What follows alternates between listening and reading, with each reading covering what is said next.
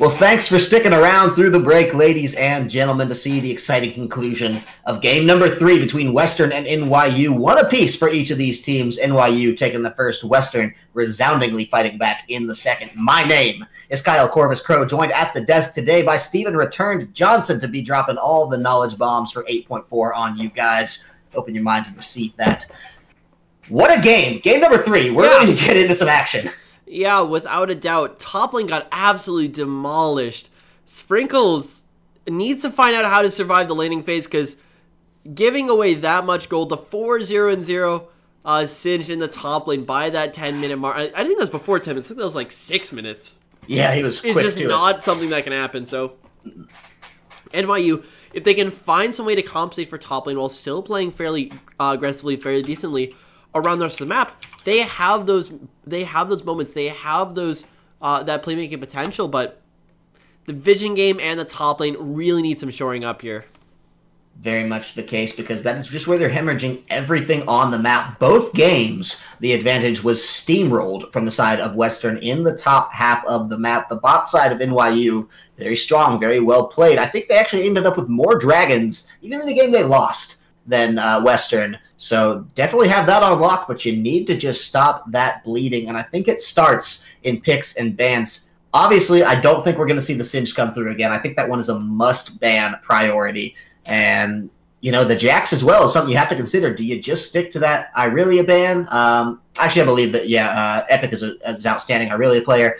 But some of the other bans in there, you know, the Azir, do you care that much about Chimona? Because he was such a threat on Karma that, you know, how far into the pool do you try to dip?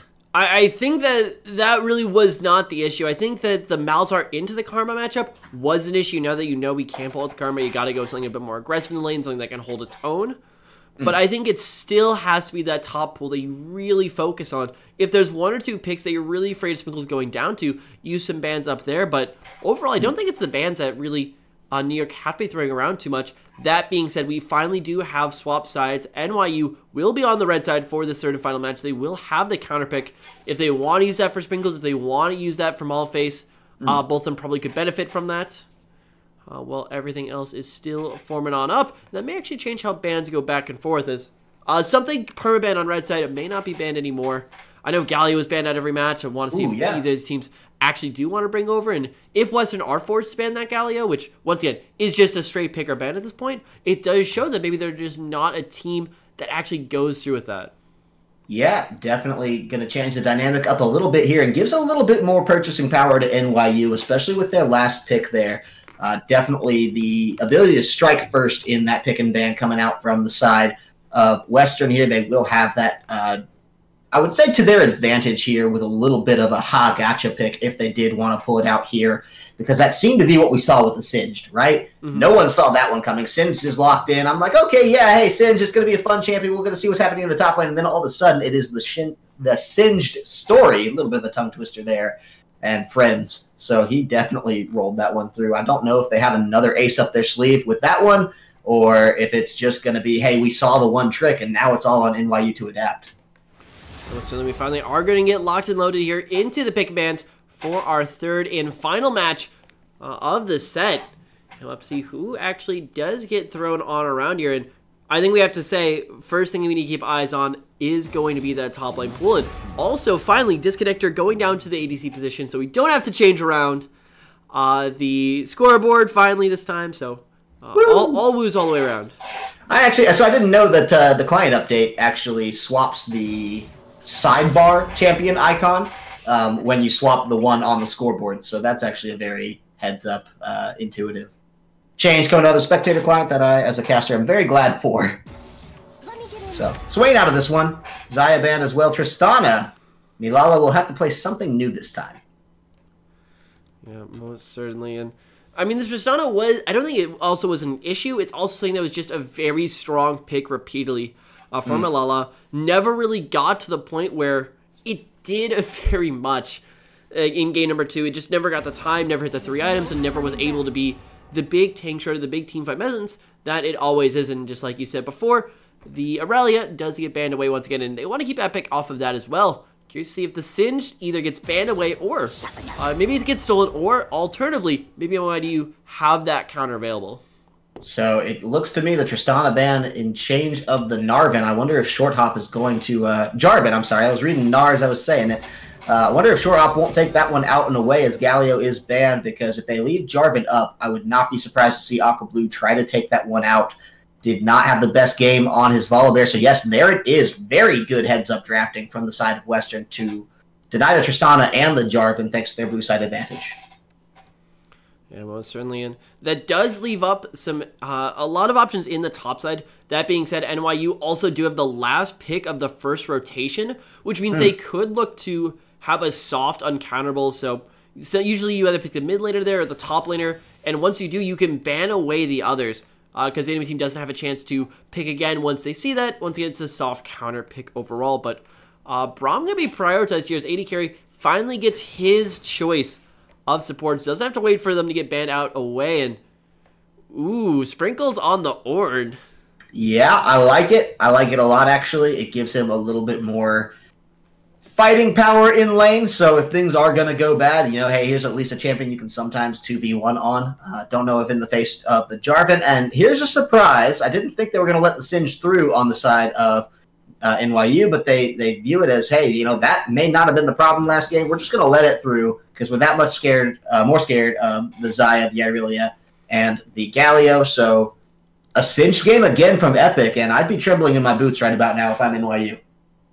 Yeah, you need to put some sort of stop on that in the early game.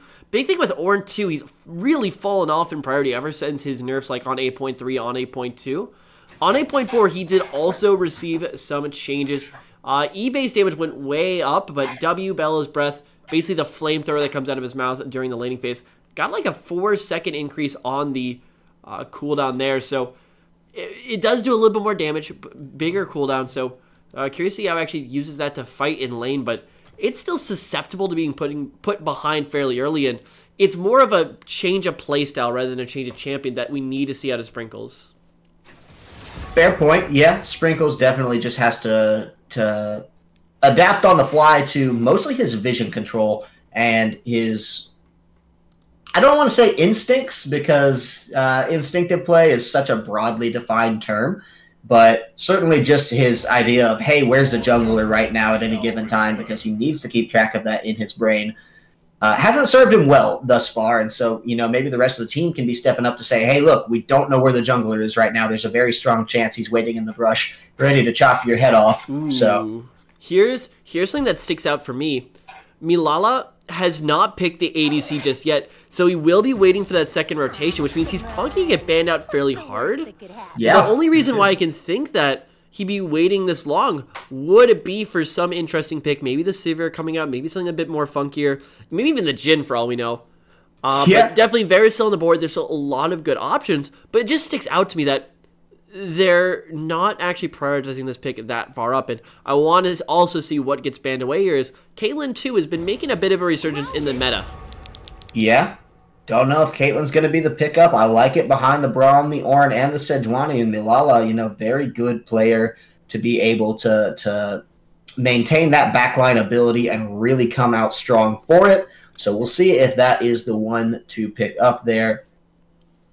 One of the better options, I think, the Caitlyn, though, banned out and away. You know, maybe the side of Western saw that one coming a mile away, didn't want to deal with it, took it out. So Milala, don't know if that was planned for or not. We'll see what else he can come to the table with here, because there's still so many options. That's the big thing. I'd say Varus would suit their style a lot more, as he does rely very heavily on the 2-item spike, get that Rage Blade, gets the Wit's End maybe.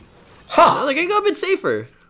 Well, there you go. It is the Ezreal coming out. Milala will be picking that one up, barring any strange Maul-face mid lane Ezreal antics.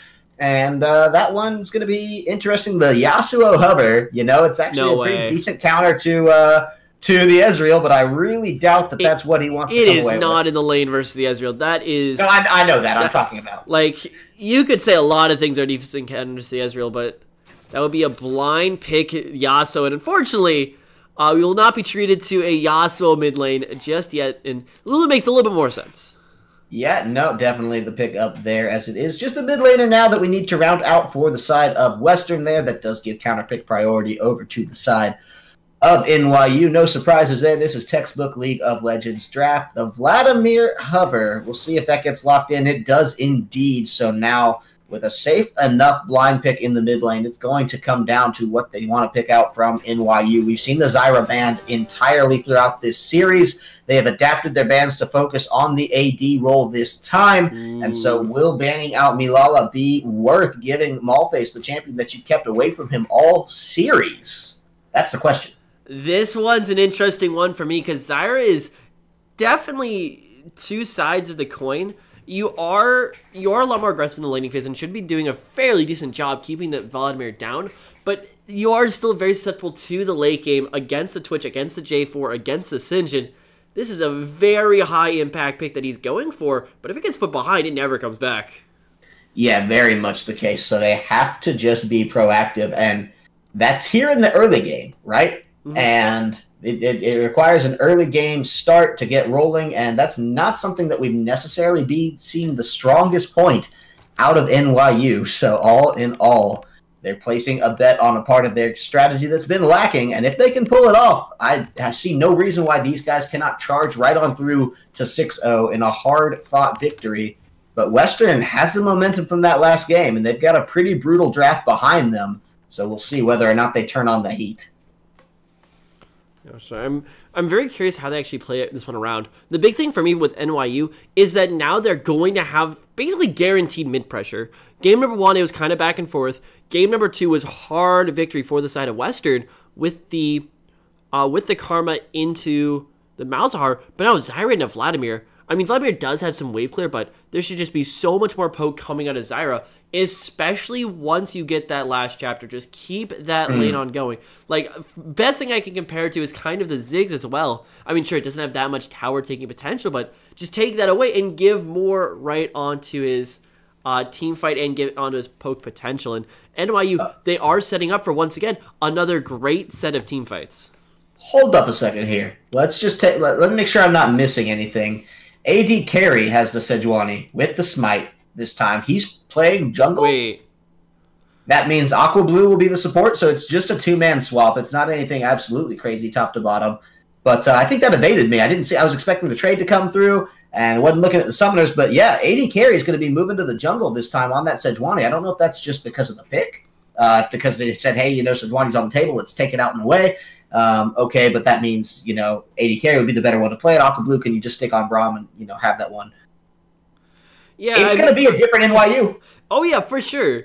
And the big thing was, we were talking about how fine Disconnector was in the right spot, whether he was actually going to be ADC or whether he's going to play jungle. And now it's NYU who pulls out the slight change. And this is going to be a very interesting one as well, because we have been kind of hitting Aqua Blue on his lack of pressure in that early game, and now maybe it's going to be AD Carry who's able to get that out here. But big part for me is AD Carry still not playing ADC. No, absolutely not. Ladies and gentlemen, if you ever wondered about some of the troubles you have casting, I'll tell you, nothing is harder than convincing 10 college players to all get in the right order at the right time. That is one of the greatest struggles of all time in this industry. And so no specific changes today. But, we were actually harping on how great the spectator client is for making that change for us. We'll fix that up out and away, and there should be no confusions. Keep that nice and pretty LCS order that Riot has so accustomed us to. So either way, I'm excited to see the dynamic change, right? Aqua Blue has a reasonably aggressive jungling style at times that I feel like would work well and translate to that supportive role. Mm-hmm. AD Carry, I would expect to see a little bit more of a hard farming role on this Sejuani if I'm just throwing darts with the blindfold on. Yeah, most certainly. And definitely the thing with the jungler is it's the jungler who sets the pace of the game. They decide when the ganks happen, and they usually have the shot calling. Not every team, but most teams will give the early to mid game shot calling duties to the jungler because they're the ones who can impact the entirety of the map. Sure. So just swapping that out will definitely change the way NYU has to play through. Now, obviously, in the team fight sense, you are just putting support to the jungle, and both of them are tanks, so maybe not too impactful in that sense, but either way, should be definitely giving a fairly solid change of how both the teams do actually want to play around here, as we do get loaded onto the Rift for the third and final match today of this set. There's also another match later today. Yeah. Will we see a pause? Is that going to come through?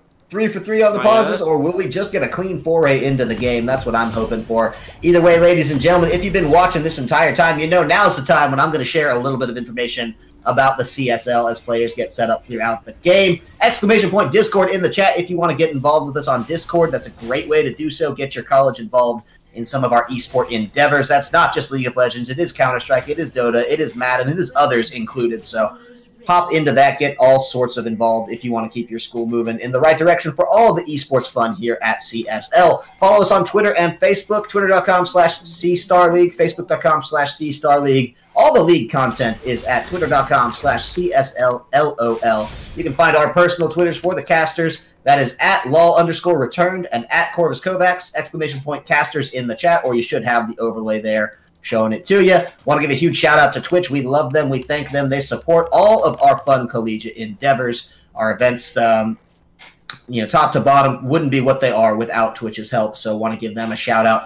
Facebook.com/Twitch, Twitter.com/Twitch, Twitch.tv is where you are right now, unless you're watching on YouTube, which is where you can find all of our VODs uploaded, as well as many talk shows and other esports-related content. That is available, youtube.com/user/CStarLeague. So all that information should be available in the chat for you there. Ladies and gentlemen, we're getting into the third and final game now to see who will take it away, who will be 6-0 after this bloodbath of a series between Western and NYU. And all eyes still are on that top side. Can Epic find the exact same advantage that put their team ahead in game number 1 and in game number 2? And if NYU is able to actually hold out this early parts of the match, they should be so much better off because these guys love to play the team fights. But already mid lane.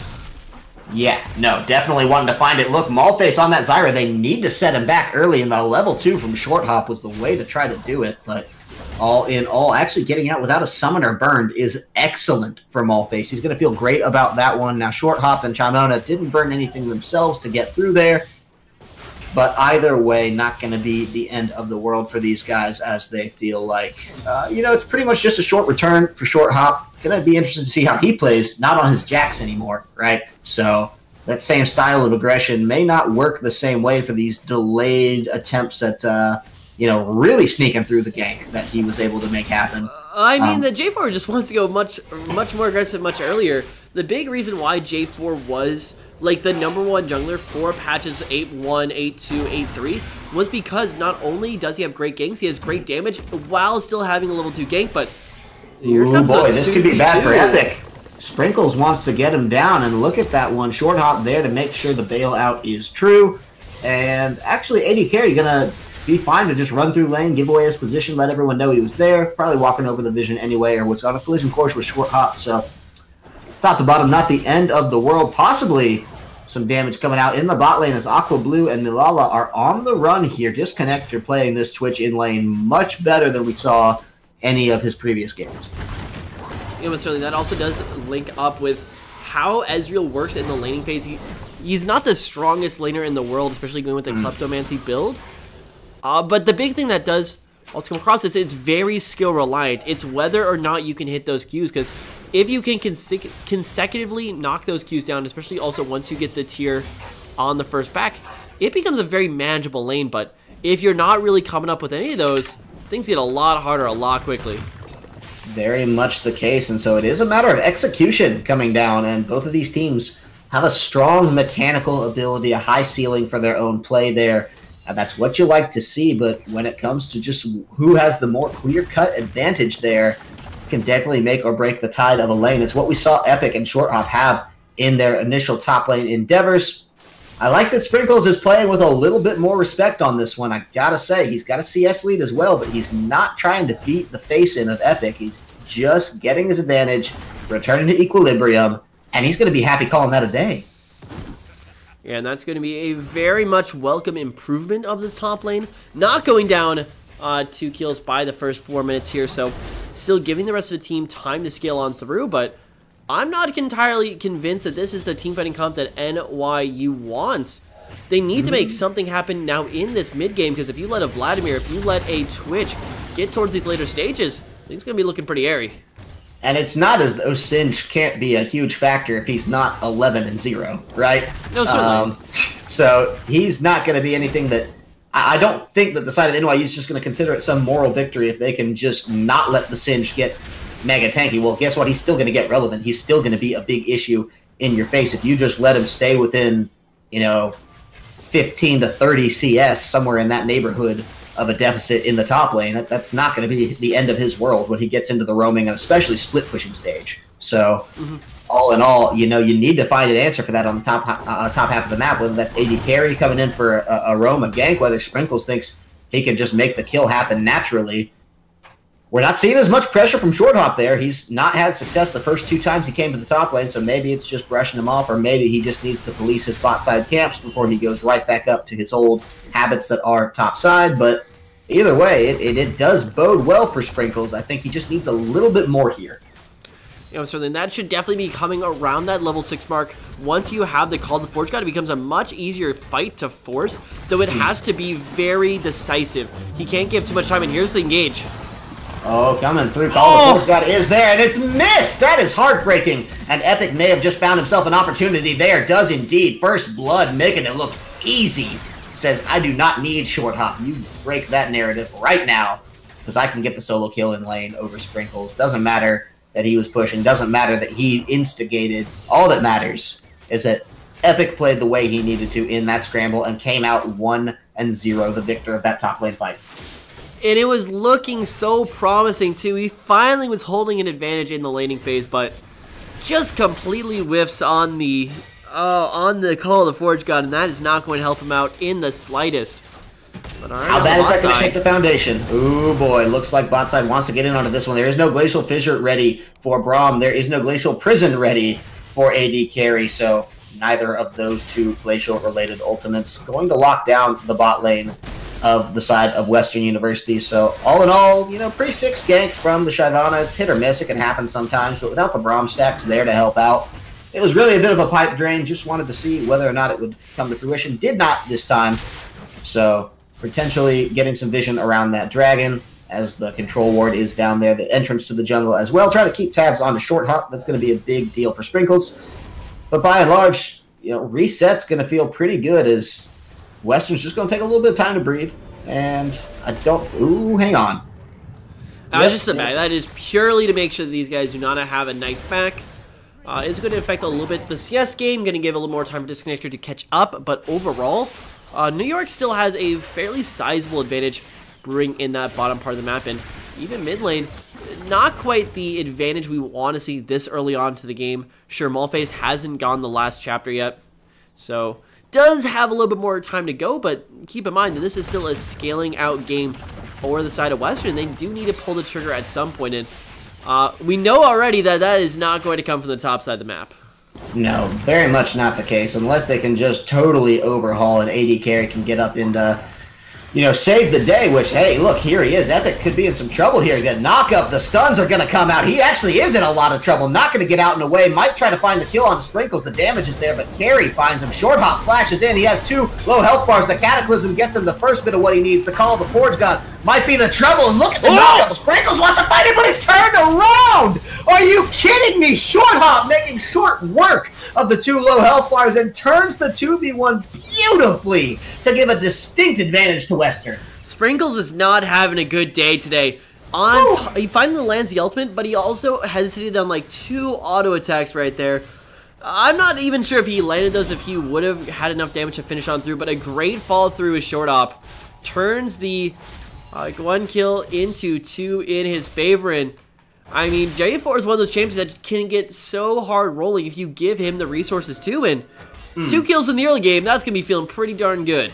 Yeah, absolutely the case. Short Hop's going to be feeling great about that one. And when he had those kills on Jax, he was able to become a monster for his team in both games. Look at that, the Glacial Fissure, not going to connect anybody. They want to find more damage here. There is Zyra coming down with the Grasping Roots as well, so Blaze Nova going to be in some trouble here. The ultimate will be there to secure it up, and more importantly, stop Short Hop dead in his tracks. Aqua Blue, though, barely surviving by the Summoner heal out of Malphase. Milala there, trying to keep the posturing up as AD carry is around on the wing. Short Hop, though, strong, has the gold in his pocket from that back, 291, which means he has based. He has spent that. He is fight ready. But either way, the disengage will be the case as Chimona was not there, so the side of Western playing this one safe and just trying to cut their losses at the single death that they experienced. Yeah, and that is a good idea coming out from Malface. They do eventually get the 1 kill, but not too much more in response. Sprinkles.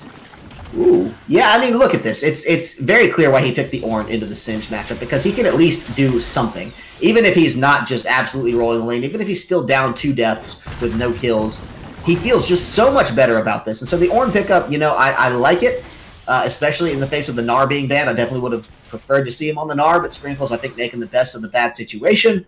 And the Call of the Forge God almost did help him turn around on the Short Hop. Obviously, Short Hop, with an insane mechanical play, and probably a little bit of overstep from Sprinkles did come away with the kills. But either way, I think the Ornn is a much better position here. I think the Singe just not nearly as scary. And at least you can contain the J4 threat in a vacuum. Potentially, yes. That is definitely still on the board, but you need this advantage to keep formulating itself on the bottom side. Myla going aggressive. If you can find one more auto, that would be the stun. Not quite, as Lulu is sometimes. A little bit of a tricky target to hit. As that Yordle does get herself. Ooh, yeah, we got a storm brewing up here, don't we? Chimona's behind enemy lines. We got AD carry there. The whole team's hanging around. Looks like they decide to blow that one right off. Not going to worry too much about it. Top lane is where the tension is, I'll say, but the longer that NYU can stall out this top lane game, the better they're going to feel, because their bot lane advantage is just slowly and steadily rising, and they're going to feel great about that, because if they can just tide over top, bot lane will do the work for them. That is true, and we do see Milala having a much better time, especially with Aqua Blue, pushing in this lane, keeping that advantage, and just looking at the straight gold advantage, you do have about 1.1k more in the pockets for the NYU bottom side of the map, but you'd expect a few more advantages coming out around. Ornn does still have the CS advantage, definitely down in the gold based off the kills. Jungle does still have a disadvantage going for the side of NYU, and even mid lane, where you really want to see Malface take over that side of the map, isn't quite going that way. But the big part for me has to be, neither team has really solidified one of these objectives. While both of them theoretically do have the potential to, it's still up to NYU to make that first move, and if they can start knocking over some towers here, they will cement themselves in a fairly good spot for the mid to late mid game. Still waiting for the spikes coming out of Ezreal, waiting for a few spikes coming out of Malface, while still having a good front line and especially a lot of engage options. So NYU, they're set up for success. They just need to get there.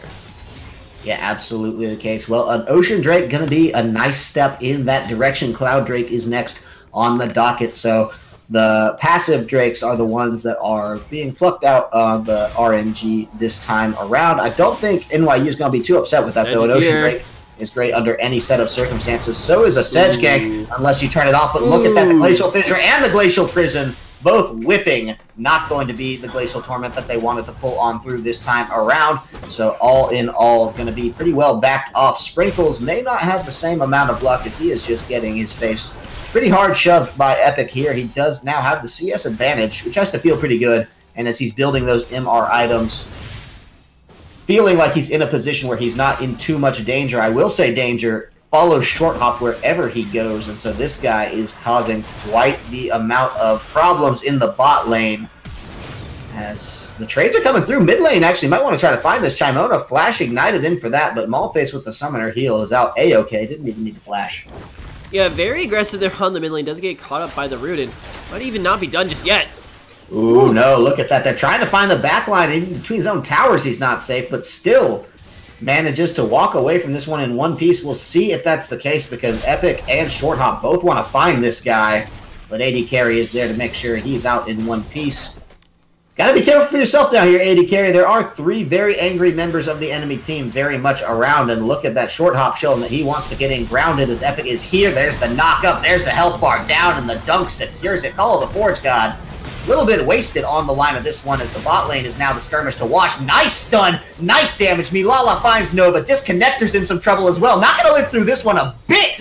Double kill in an isolated amount of circumstances. That's just in a vacuum. That's purely in the bot lane. And so this is absolutely scrappy coming out, but NYU going to be feeling really good. They got the return in the bot lane, and sure, they lost AD carry, but what do they care? because they were able to find the double kill in the bot lane while still breaking that mid lane tower siege and keeping first tower advantage distinctly in their favor. Yeah, and they might just knock this tower over right here, right now. Milala and Aquablue might be the heroes that NYU have so desperately needed to keep their perfect season alive, but oh, here's the TP out. Oh no, there are 2 members here. This is going to be dangerous. How can you get out of this one, Milala? The answer is probably that you don't. Ian back toward the minion wave, just trying to get the kill on a short hop. Look at that toss! Are you kidding me? Beautifully executed.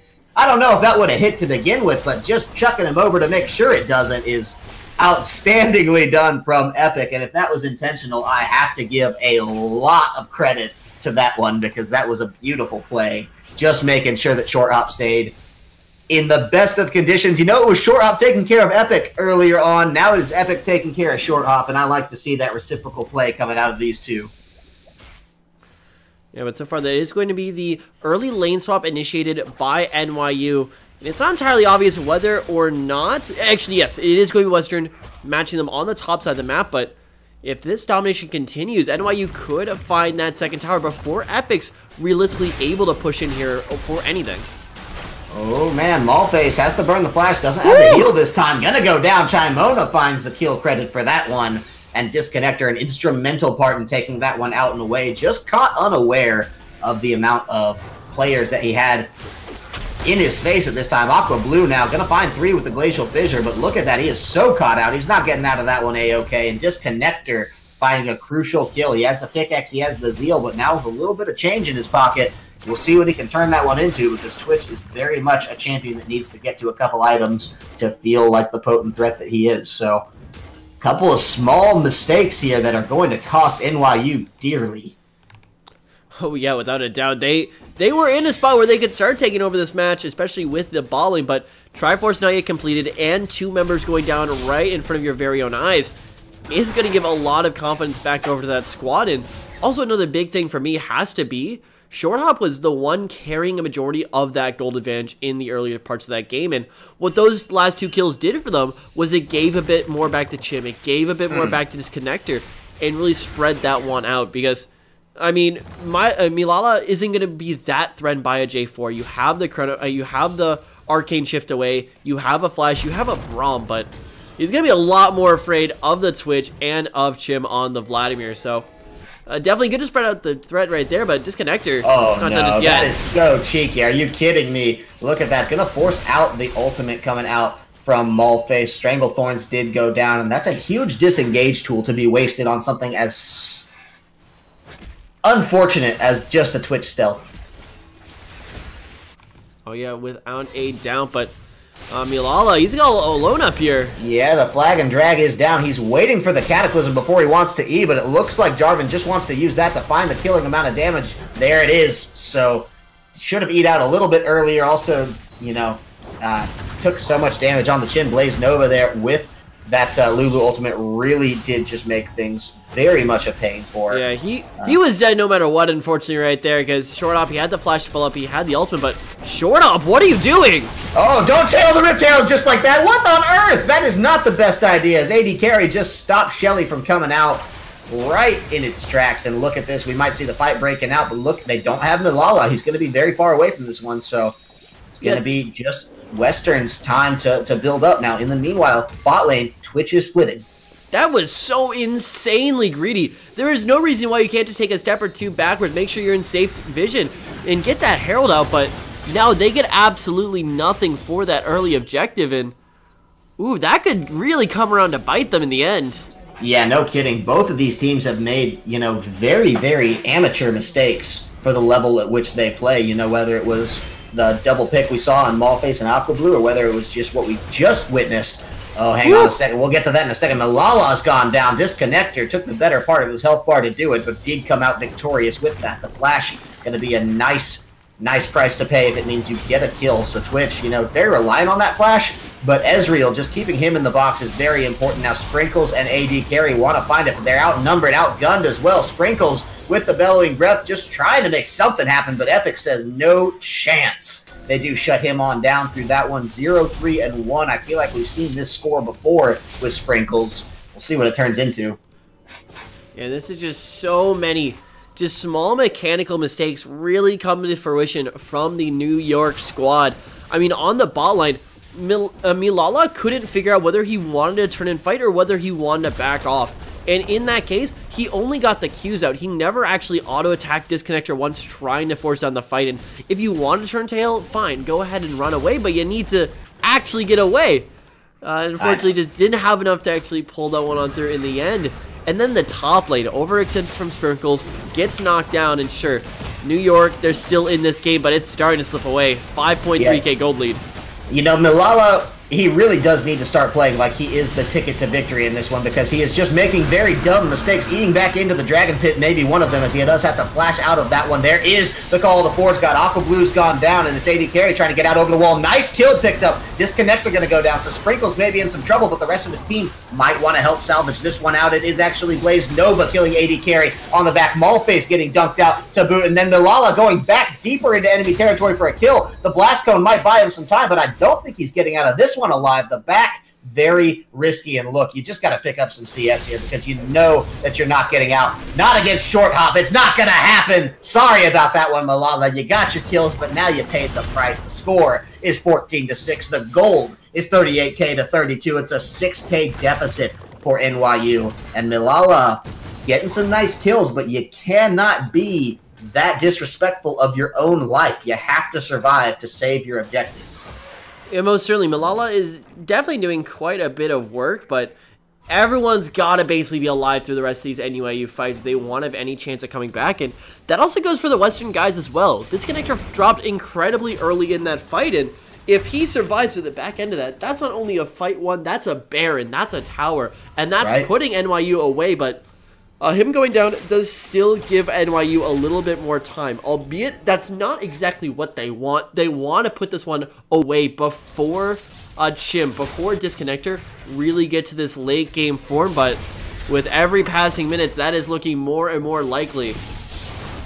Yeah, it's a tough situation to be in, and look at the itemization coming out from AD Carry, from Sprinkles. They're starting to get those tank items into their pockets because they know that this game is likely coming in for the late haul. Maulface, I'm sorry, what are you doing? Is this the famous Zyra that was banned out 2 games before this one? Because it seems to be on the back foot through and through. Look at Short Hop. He is not taking no for an answer in some of these engages. He is finding kills everywhere he looks. Milala now going down as well. Call the Forge God to try to get Short Hop down here. But look at that. That is the Wild Growth coming out from Lulu. Going to keep him alive long enough for Disconnector to get here. Now how does the tide of the fight change? There's the Glacial Fissure. Doesn't find Disconnector, and that's not what you want. But Carry finds the kill anyway. Doesn't matter over the wall because look how low the health bars are. Short Hop making mincemeat of this team with nothing in his health compartment. Doesn't matter. He's just chewing through it. And Sprinkles will be the next one to fall for sure. Short Hop, how did you live through that one, my guy? Disconnector went down, but that is an ace coming out for Western, and they will be so happy to take that one out in the way. It's the bot lane, it's the mid lane, the pressure is everywhere.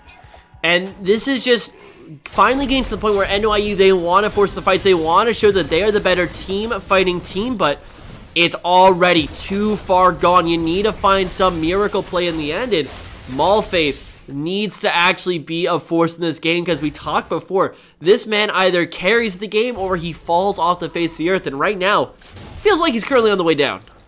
Yeah, no, definitely the case. NYU played this series with such conviction. They came in very strong the first game to weather a storm, but they were never down this much before the second game. Obviously, they fell into a huge deficit, couldn't surmount it. Now it's just getting all the more grim. We're seeing flashbacks, 0-4-3 onto Sprinkles, 8k gold deficit, 23 minutes here. It's not good. And now look, it's the same teams, but it's different players. Short Hop is now the one making the case for his team. He took those 2 early kills and turned them into just absolute torment for the side of NYU. He gave 5 over to the side of Chimona, 2 to help Disconnector there. No, I do need to actually say Disconnector did get the 1v1 credit there. Got to give him that one. And nothing to do with Short Hop. All the same, this is the Short Hop show this time, and he's absolutely proving himself potential series MVP here if he can help put this game to bed. NYU not done yet, but their options are getting smaller and smaller by the moment. Oh yeah, without a doubt. And Baron buff has got to be looking really incredibly good for Western now, but Keeping Epic on the split push game does open up a lot for them, as there's not really any hard backline dive available. Sure, you have the Sejuani, you have the Ornn, but neither of them are actually going to be big factors in these fights, especially with Ornn still having to respond Epic on the split push. But here's the dive. Oh, it's going to come in. 2 ultimates as Call of the Forge God and the Stranglethorns both come down at the same time. Nice fadeaway shot, and it does finally find Singe, but Epic is the only casualty thus far, and he'll trade that for Malface happily. These death timers are getting very late. Aqua Blue, the next one to fall down. 35 seconds on him. They're going to try to find Short Hop here, but he's out and away very, very well. It goes right back in to find it. Disconnector gets the double off the back of his jungler, and he's going to flash in further. Malala got to be careful with that one because the shielding is there, and Disconnector knows no fear at this point in the game. 7-0-4 on the likes of Chimona. Malala now trying to just save this one out. He's the only remaining member of his team, and there's so many threats. Short Hop, no shielding on this one. The minions will just back it all off, but damn if it does not look grim now for the side of NYU. Yeah, with every single perpetual teamfight loss, Short Hop and Shim just get stronger and stronger, not even to mention Disconnector, who's now on the 2 items. They're not done just yet. This is an incredibly risky call, but I think they're safe with how much vision they have. There is not a single real ward here for the side of NYU anywhere near this pit, and yeah, that's going to be Baron. Not at the time. They've not had a chance to get to that Baron safely because there's just been so much blood coming out of the side of Western. The NYU were blind on the Baron. They're blind pretty much everywhere. They have a couple wards in their topside jungle on kind of the reset. They're catching their breath, but man, oh man, they need to find a way to claw back into this game. And 11k gold down now. They're in some real trouble. Now, their fighting spirit is second to none. These guys played from a hard deficit several times throughout the first one. They made some great comeback moves in the second game that they were not able to actualize on. So I do not think there's any situation in which these NYU players, being the underdogs that they might, will take this lying down. But they got to think of something and fast. Most certainly, and a lot of this does revolve around Malface and Milila having a good team fight, because neither of them have actually had much of an impact, because both of them have been falling so unbelievably quickly. Malface a little bit more than Milala. Milala, there we go. I don't know how to speak words, but we've had a long 3-game series return. It has felt like far more than 3 at this point. Yeah, Baron buff Siege is coming out, and once again, another game, another round of returns. 8.4 patch notes. Candymans are so much stronger with the Baron buff, but top lane.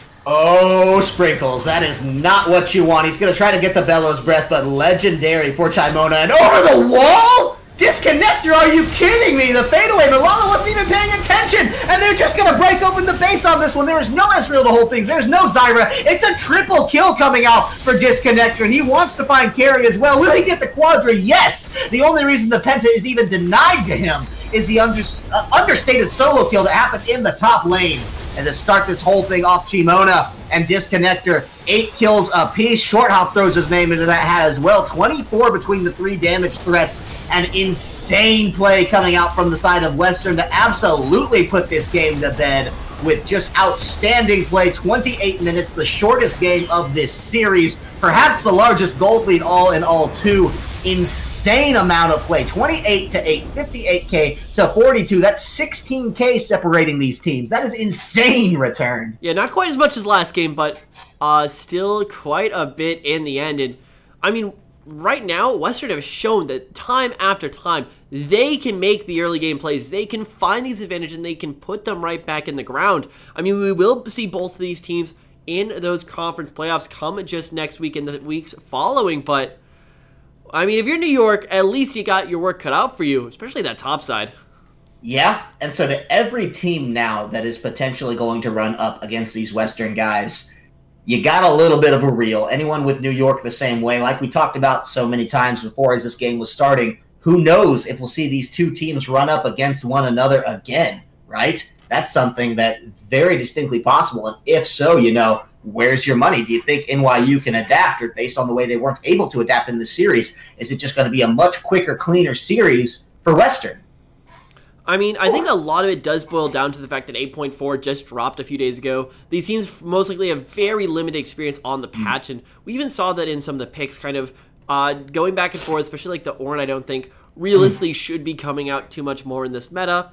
Sure. I think given enough time and maybe giving a little bit more time for Sprinkles to get some more reps in, really start pressing that top lane, make sure he's ready for these upcoming matches.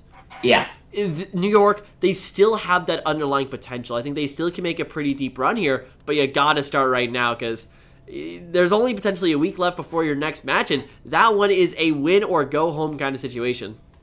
Well, thankfully, the way they played it out, they have made themselves through. 5-1 is still a good enough score to get you there, ladies and gentlemen. So NYU, down but not out. And this can be the kind of thing that they could learn from, come back a much stronger team. That is, of course, the hallmark of any good League of Legends team, is the ability to learn from your mistakes, adapt on the fly, and come out stronger the next time around. So they may be able to do it, but we have to give a hard GG congratulations to the guys over in Western for coming back in the series, down 1-0, winning the next 2 games in style. Have to levy a lot of praise onto those guys. Short Hop, Chimona, Disconnector, especially in that last game, but Epic the game before. Blaze Nova, the glue that held this entire composition together at times. I mean, these guys are a well-oiled machine of a team, firing on all cylinders, and it was a delight to watch. Yeah, and it does look like between Western and Ottawa, who also won their match today, we will have our top 2 seeds for the East. So